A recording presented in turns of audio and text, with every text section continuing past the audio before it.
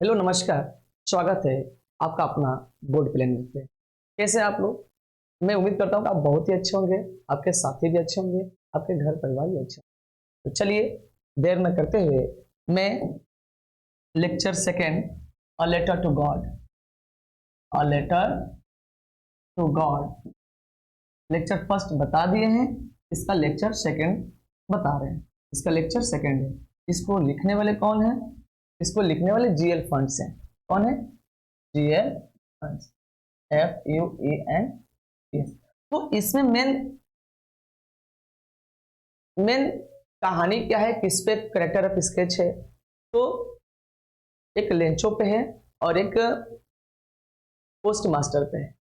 तो आप अगर ये मेरा इस चैप्टर का लेक्चर फर्स्ट नहीं देखे हैं तो आप उसको अवश्य देखें, जल्दीबाजी नहीं है। तो चलिए लेक्चर सेकंड स्टार्ट कर रहे हैं। बस आप लोग मन लगा करके पढ़ें और ध्यान से देखें, बहुत ही मजा आएगा। मैं उम्मीद के साथ विश्वास के साथ मैं आपको 100% गारंटी के साथ बताना चाहूंगा कि जब आप ये पूरा लेक्चर देख लेंगे ना तो कहीं से आपको दिक्कत नहीं होगा। तो चलिए यहाँ पे लेक्चर सेकेंड है।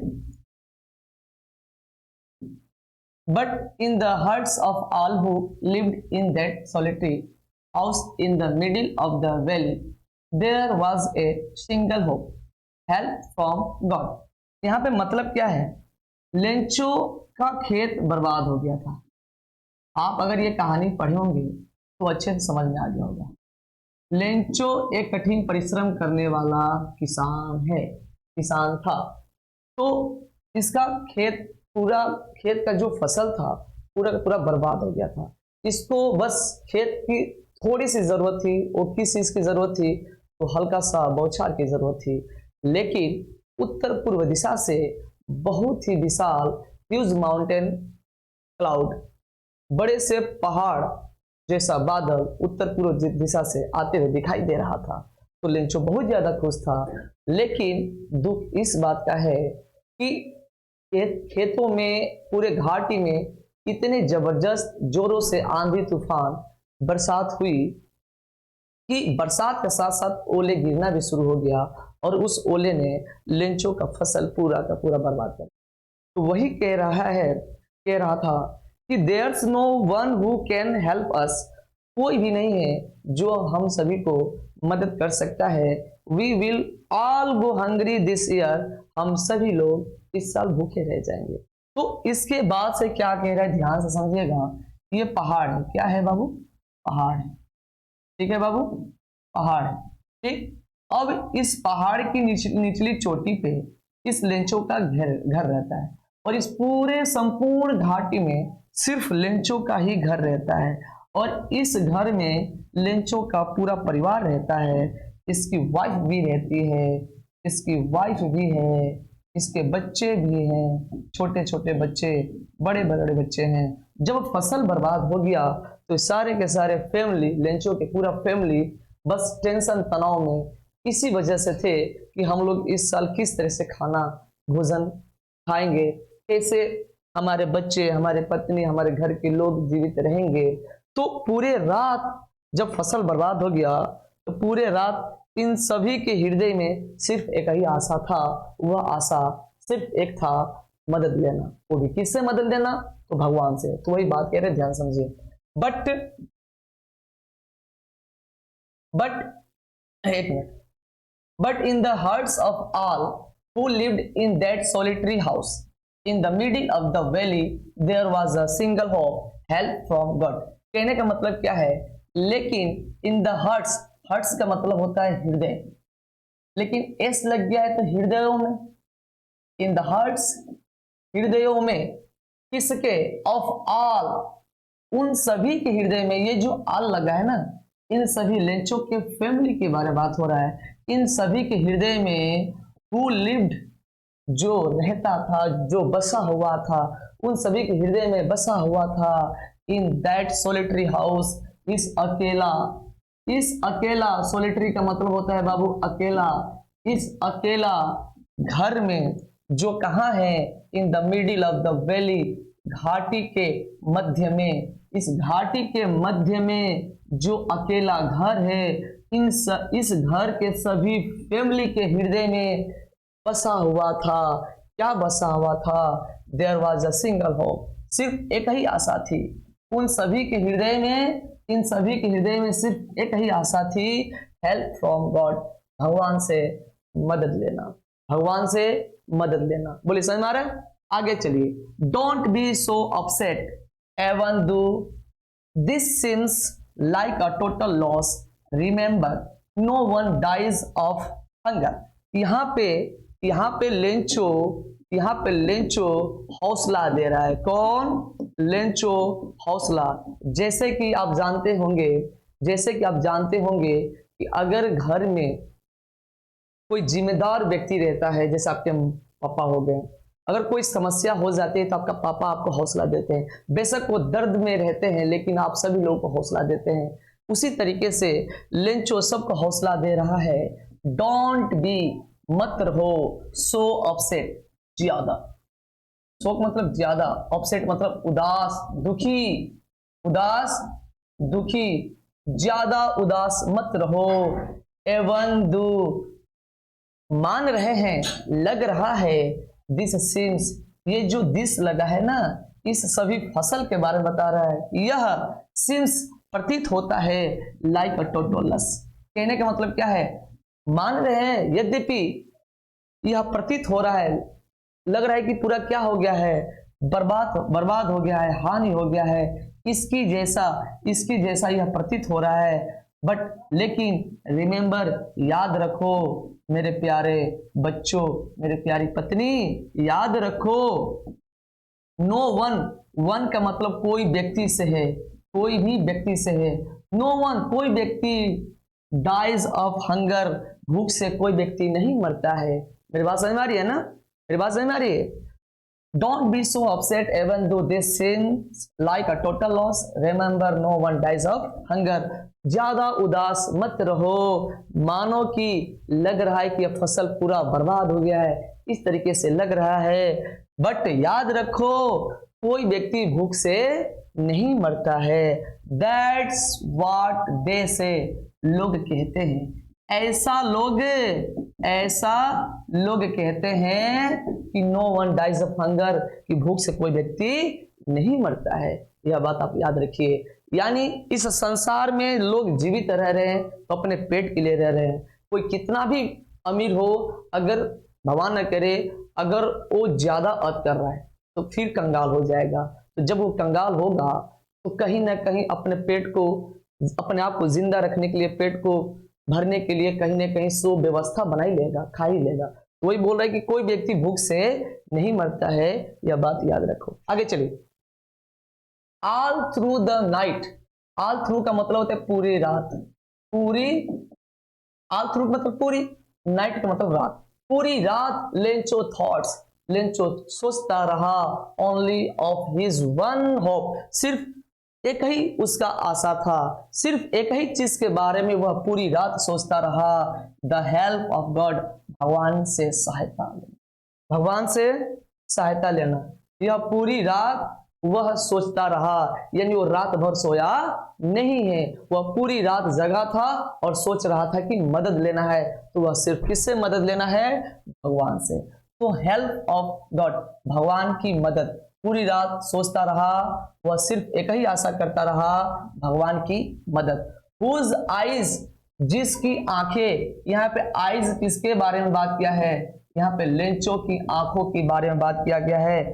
जिसकी आंखें, as he had been instructed, जिसकी आंखें, ही, जैसे कि, मानो कि, जैसे कि, ही किसके लिए लगाए बाबू? लेंचो के लिए। He had been instructed, मानो कि उसे सिखाया गया है, मानो कि उसे सिखाया गया है। जिसकी आंखें सी एवरीथिंग, सब कुछ देखती है, एवन वाट, यहाँ तक कि, is deep in one's conscience, conscience का मतलब होता है अंतःकरण, मन की बातें, ठीक है ना। यहाँ तक कि किसी भी, देखिए मन लगा है ना, किसी भी व्यक्ति की अंतःकरण की गहराई को भी क्या कर लेता है, देख लेता है। मानो कि लेंचों की आंखें सब कुछ देखती हो, यहां तक कि किसी भी मनुष्य के अंतःकरण को भी देखती हो। इस तरह से मानो कि उसको क्या किया गया है, इंस्ट्रक्टेड किया गया है, सिखाया गया है। चलिए, Lencho was an ox of a man, कहने का मतलब क्या है, ध्यान समझिएगा। लेंचो वाज एन ऑक्स, अब यहां पे क्या लेंचो ऑक्स था, ऑक्स का मतलब होता है बैल, बैल देखे ना, तो क्या लेंचो यहाँ पे ऑक्स है, नहीं, लेंच ऑक्स के आगे लिखा है ऑफ अ मैन, यानी लेंचो एक आदमी होते हुए भी एक ऑक्स था, एक ऑक्स था यानी एक बैल था। Okay, working like an animal in the fields, जो क्या कर रहा था, कार्य कर रहा था, लाइक का मतलब होता है की तरह, किसकी तरह कार्य कर रहा था, एक जानवर की तरह कार्य कर रहा था, किसमें, खेतों में।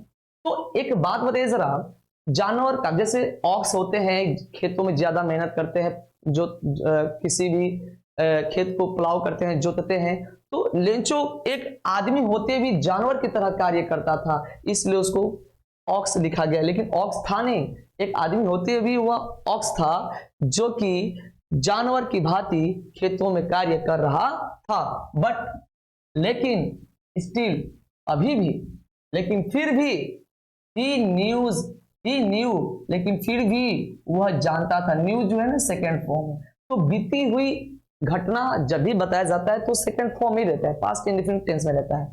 बट स्टिल ही न्यू, लेकिन अभी भी, लेकिन फिर भी, ही न्यूज, वह जानता था हाउ टू राइट, कि कैसे लिखा जाता है।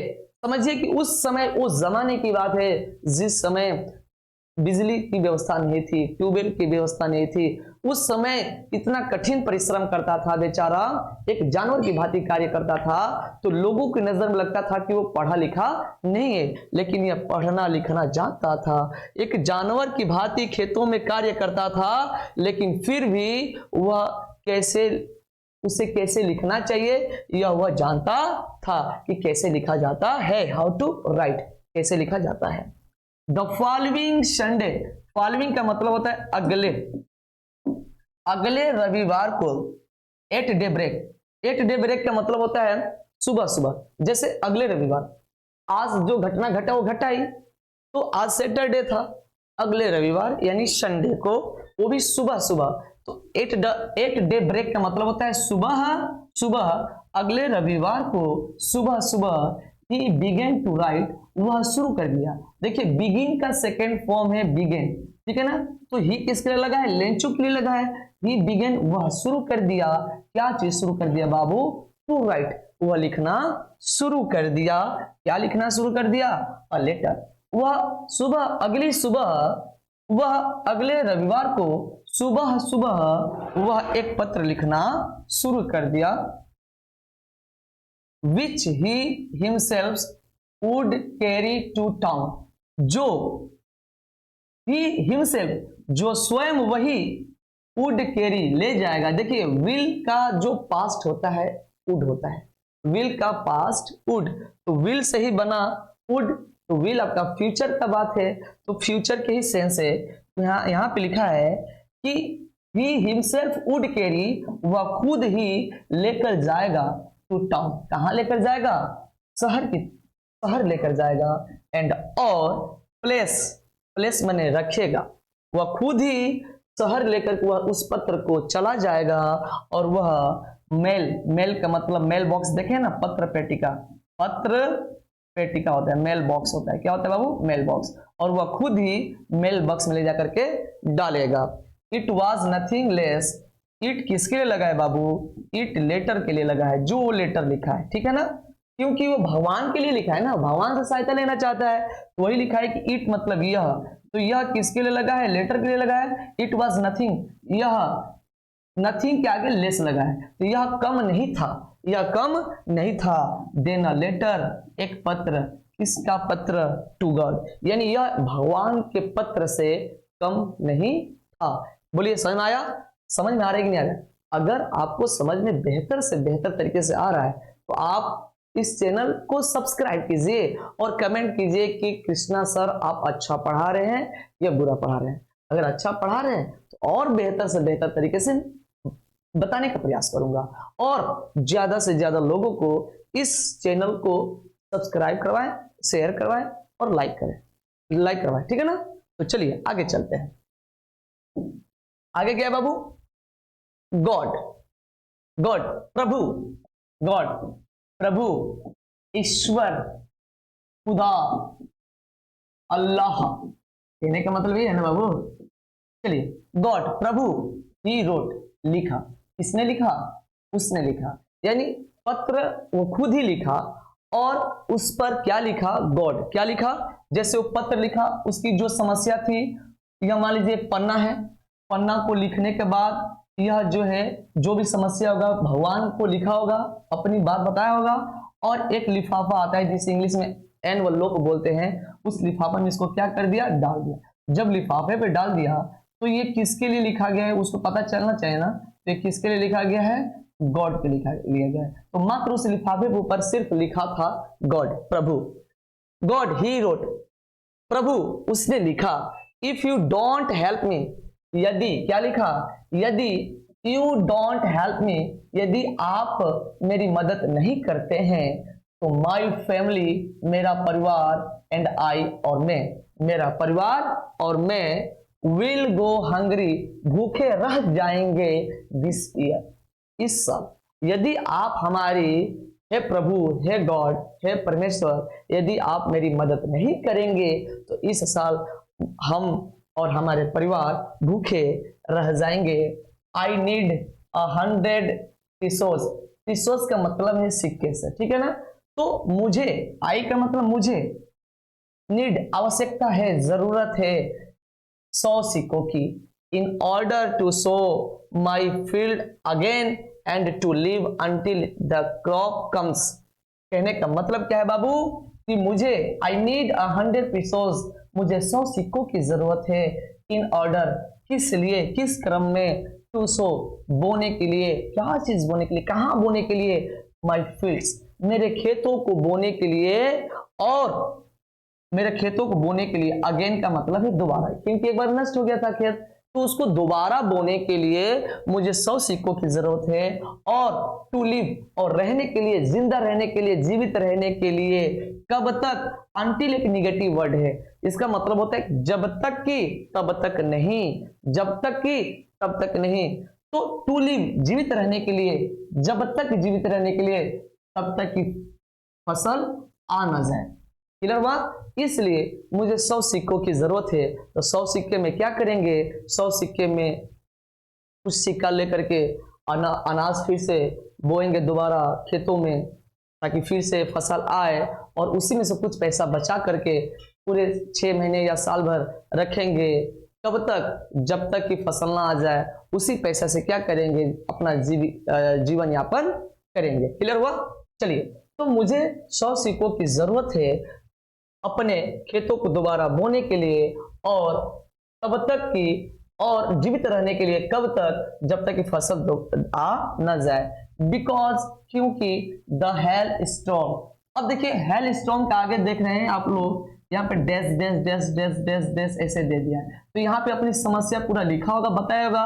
हेल स्टॉर्म का मतलब होता है ओला, क्योंकि हमारे ओले, बस इसके आगे कुछ नहीं लिखा है। इसका मतलब यही नहीं कहना चाहता है क्योंकि हम ओले ने हमारे पूरे फसल को बर्बाद कर दिया है, थोड़ा सा भी छोड़ा नहीं है। चलिए, he wrote, उसने लिखा, टू गॉड, बस ये वर्ड लिखा। कौन सा वर्ड लिखा? इस वर्ड को उसने लिखा, टू गॉड, प्रभु के लिए। किसके लिए लिखा? प्रभु के लिए। ऑन द एनवलप, किस पर? लिफाफे पर।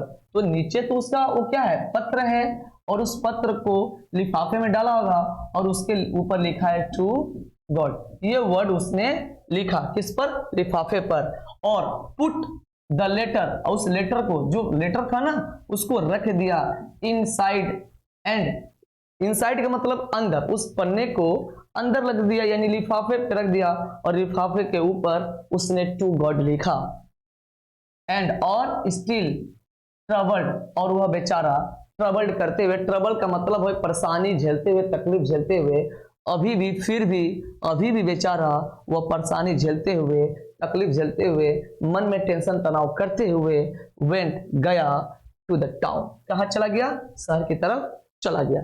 एट द पोस्ट ऑफिस, जब वो पोस्ट ऑफिस गया, पोस्ट ऑफिस पे पहुंचा, ही प्लेस, ही किसके लिए लगाए बाबू, ही किसके लिए लगाए, लेंचो के लिए, ही प्लेस्ड अ स्टंप, तो यहाँ पे प्लेस्ड का मतलब हुआ लेना, तो उसने लिया, क्या लिया, एक स्टाम्प लिया। स्टाम्प देखे है ना, कोई भी स्टाम्प होता है, जैसे महात्मा गांधी का फोटो हो गया, भगत सिंह का हो गया, तो छोटा सा स्टाम्प उसने लिया ऑन द लेटर, और पत्र पे क्या किया, प्लेस किया, रखा, एंड और dropped it into the mailbox, और ड्रॉप मतलब क्या कर दिया, डाल दिया, डाल दिया, किसको डाल दिया, उस पत्र को डाल दिया, कहाँ, इनटू मेल बॉक्स। तो इनटू का प्रयोग तब करते हैं जब कोई चीज किसी दूसरी चीज के अंदर गति के साथ जाए। Okay, one of the employees, जब उस पत्र को मेल बॉक्स में डाला, पत्र पेटिका में डाला, तो उस समय एम्प्लॉयज लिखा है, देखिए एस लगा है, क्या लगा है, एस, तो ढेर सारे कर्मचारियों में से एक कर्मचारी, पोस्ट ऑफिस में तो ज्यादा कर्मचारी हो गए, तो कर्मचारियों में से एक कर्मचारी हु वाज अ पोस्टमैन, जो क्या था, एक पोस्टमैन था, and also helped at the post office, और वह क्या करता था, वह मदद किया था, पोस्ट ऑफिस में भी कार्य किया था। बात समझ में आ रही कि नहीं आ रहा है, कर्मचारियों में से एक कर्मचारी हु वाज अ पोस्टमैन, जो पोस्टमैन था, and also helped at the post office, और वह पोस्ट ऑफिस में क्या किया था, कार्य किया था, यानी उसमें कार्यरत था। वह एम्प्लॉय जो है वेंट टू हिज बॉस, अपने मालिक के पास गया, लाफिंग हार्टली, हंसते हुए गया, लेकिन हार्टली, हार्टली का मतलब होता है तेजी से, जोरों से, यानी जो कर्मचारी है ना, वह जो कर्मचारी है, मेल बॉक्स यानी पत्र पेटिका में से पत्र निकाला और पढ़ा होगा, निकाल कर नहीं पढ़ा, ऊपर लिखा है, भाई किसी को आप पत्र भेजेंगे तो ऊपर पता भेजेंगे ना किसके लिए भेजे हैं, तो वहां पे गॉड लिखा था, टू गॉड लिखा था, तो जैसे ही टू गॉड वर्ड देखा तो वह बहुत जोरों से हंसते हुए अपने मालिक के पास लेकर के चला गया। ओके, यहां से देखिए एक बार और revision, one of the employees who was a postman and also helped at the post office went to his boss laughing heartily, ठीक है, and showed him, show का मतलब होता है दिखाना, तो उसने दिखाया, किसको दिखाया, him का मतलब किसे, बॉस को दिखाया, बॉस मतलब अपने मालिक को दिखाया, the letter to God, वह पत्र भगवान के लिए, यानी वह भगवान का पत्र अपने मालिक को दिखाया। Never in his career as a postman, postman लिखा है, वो बेचारा कह रहा है क्या, वो यही, इसमें यही लिखा है कि जिस समय वो पोस्टमैन का नौकरी किया था, उस समय से लेकर के अभी तक के करियर में वह कभी भी नहीं, हैड ही नोन, ऐसा कभी नहीं जाना था, ऐसा कभी नहीं देखा था, दैट एड्रेस, उस पत्र को, यानी वैसा एड्रेस जब से वह पोस्टमैन बना तब से लेकर अभी तक इतने करियर में वह इस तरीके का पत्र कभी भी नहीं देखा था। The post master, post master कौन है, यही बॉस है ना, मालिक है, उसमें का पोस्ट ऑफिस में का ये जो है पोस्ट मास्टर है, postmaster of fate, postmaster कैसा था, फेट था, फेट यानी मोटा था, ओके, कैसा था बाबू, मोटा सा था, एमिएबल, एमिएबल फेलो, तो एमिएबल का मतलब होता है मिलनसार, जो सबसे हंस खेल करके बातें करते रहते हैं, उस पर्सन को एमिएबल फेलो बोलते हैं। क्लियर हुआ, हंसमुख व्यक्ति, हंसमुख व्यक्ति। तो यह जो पोस्ट मास्टर थे, एक तो मोटे थे और साथ ही साथ बहुत ही हंसमुख व्यक्ति थे। तो अक्सर मोटे जो होते हैं लोग ना, तो बहुत ज्यादा हंसमुख भी होते हैं, ठीक है। आल्सो ब्रोक आउट लाफिंग, वह भी, आल्सो का मतलब यहां भी है, यानी पोस्टमैन तो हंसा ही हंसे, पोस्टमैन तो उस लेटर को ले जाकर अपने बॉस को दिखाए, तो हंसते हुए ले जाकर जोरों से दिखाए, जोरों से हंसते हुए गए, तो उनके साथ साथ यह हंसमुख मोटे से हंसमुख व्यक्ति भी जोरों से हंस पड़े, जोरों से क्या कर पड़े, हंस पड़े। बट लेकिन ऑलमोस्ट इमीडिएटली, इमीडिएटली का मतलब होता है तुरंत, लेकिन तुरंत ही टर्न्ड सीरियस, लेकिन तुरंत वो जो है, जो हंस रहे थे ना जोरों से, वह तुरंत बंद कर दिए, अर्थात तुरंत हंसना बंद कर दिए, गंभीर हो गए। ओके, एक बार और ध्यान से समझे। आल्सो ब्रोक आउट लाफिंग, वह भी जोरों से हंस पड़े, but almost immediately he turned serious, लेकिन तुरंत वह सीरियस हो गए, and tapping the later on his desk. अब बताइए, डेस्क जो है, इस डेस्क पे पत्र रखा गया था। क्या रखा गया था बाबू? पत्र, लेटर रखा गया था। इस लेटर को क्या किए? टैपिंग किए। टैपिंग का मतलब होता है थपथपाना, थपथपाना। बाबू, आप कोई भी अच्छा कार्य करेंगे ना, तो आपके माँ, आपके पापा, या कोई भी आपके मोहल्ले के, गांव के लोग आपको टैपिंग करेंगे, थपथपाएंगे। वाह, शाबाश बेटा, शाबाश, जिंदगी में बहुत आगे बढ़ो, बहुत ही आपके अंदर हुनर है, बहुत आगे तक जाओगे, भगवान आपको हमेशा प्रोग्रेस करे, उन्नति करे। कहीं पर भी टैपिंग करते हैं, तो वही उसी तरीके से यह हंसमुख व्यक्ति भी इस पत्र को क्या किए? टैपिंग किए, थपथपाए, और इसको थपथपाए, पत्र को थपथपाए। किस पे रखा हुआ था? ऑन हिज डेस्क, उसके डेस्क पर रखे हुए पत्र को थपथपाए, और कमेंटेड, और कमेंट का मतलब बोले, कहे, बोले या कहे। क्या कहे? व्हाट फेथ, कितना विश्वास है, कितना अटूट विश्वास है। याद रखिए, व्हाट का हिंदी क्या होता है? कब? जब व्हाट के आगे कोई हेल्पिंग वर्ब लग जाए। क्या लग जाए? हेल्पिंग वर्ब, तब जाकर के यहाँ पे व्हाट का हिंदी क्या होगा। बट इसके सेंटेंस के लास्ट में एक्सक्लेमेशन मार्क लगा है, तो यहाँ पे जो व्हाट होगा, इसका हिंदी कितना होगा? कितना, कितनी, कितने, कितना फेथ है, कितना विश्वास है, कितना अटूट विश्वास है। आई विश, काश, वो चौंक कर बोले, व्हाट फेथ, कितना विश्वास है, आश्चर्यचकित होकर के, सरप्राइज होकर के, कितना विश्वास है। आई विश, काश या मुझे, काश या मुझे, I had the faith of the man, काश मुझे भी उस व्यक्ति के जैसा विश्वास होता, काश मुझे भी उस व्यक्ति के जैसा विश्वास होता। तो यहाँ पे मैन क्यों लगाया? क्योंकि यह जो पोस्ट मास्टर है, इस मैन को देखे नहीं है कि इस मैन का नाम लेंचो है, इसलिए यहाँ पे मैन लगा है। और इस मैन से पहले द इसलिए लगा है क्योंकि वह जो एक खास व्यक्ति बन गया है। क्लियर हुआ? समझ में आ रहा है? क्योंकि ये भगवान से पत्र व्यवहार कर रहे हैं।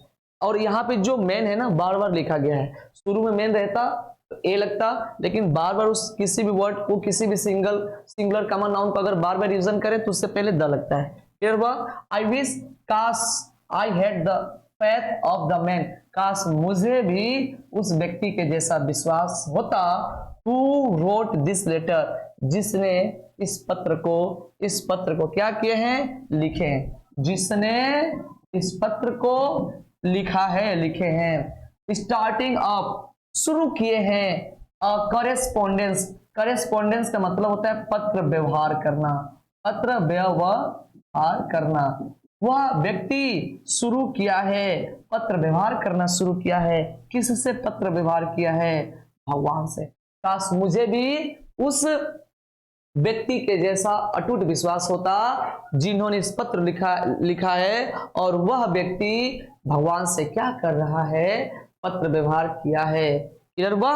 या पत्र व्यवहार करना शुरू किया है। तो आज के लिए इतना ही बहुत ज्यादा है। आप ज्यादा से ज्यादा लॉन्ग वीडियो पढ़ने की प्रयास न करें, ज्यादा माइंड हैंग हो जाएगा।